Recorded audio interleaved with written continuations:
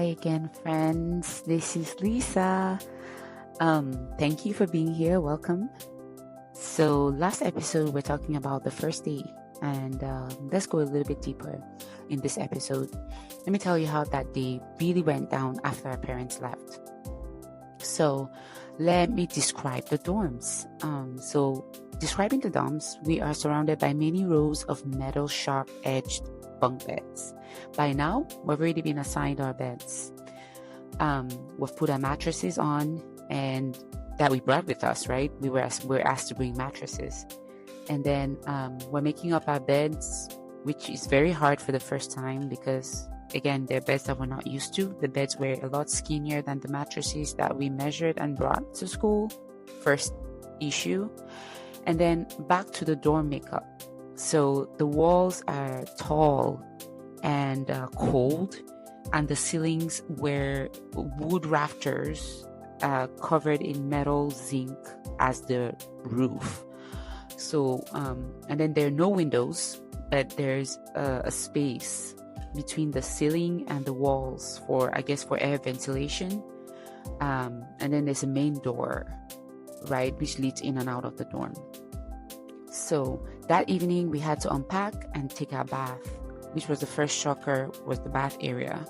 It was just a big long room with showers that barely work. So we were using our buckets that we brought with us. We were asked to bring metal buckets. So we're standing there in a long line, and we had to take a bath. Of course, like I mentioned last time, in front of each other for the first time. We had 5 minutes to get ready for dinner. So we showered quickly, dressed up, and then we're led to the cafeteria.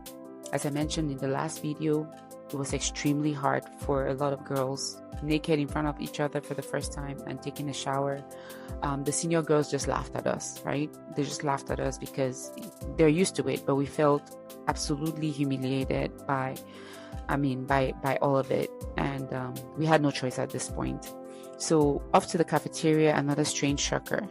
We're rushed to the cafeteria with our plates and our spoons in our hands, and then we're met with this huge hall with a podium or a stage and a long heavy wood tables with benches on each side.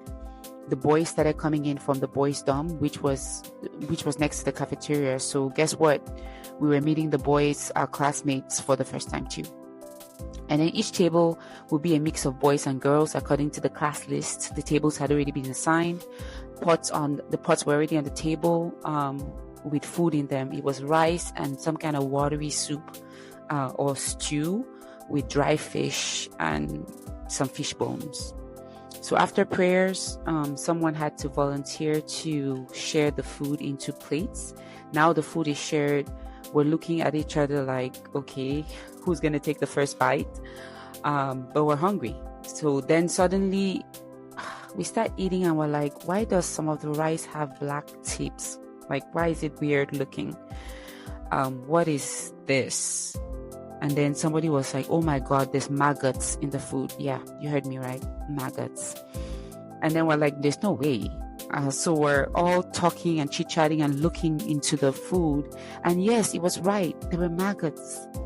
And so we're all in shock. And like, we're looking at the food like we can't eat it. We're hungry, but we can't eat it. This is maggots. How did maggots get into our rice? Did the cooks not notice?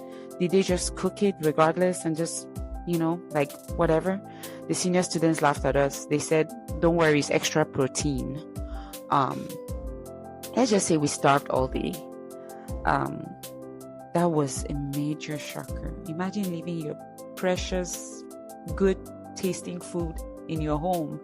You come to boarding school, the first day you're about to eat rice of all things. Rice.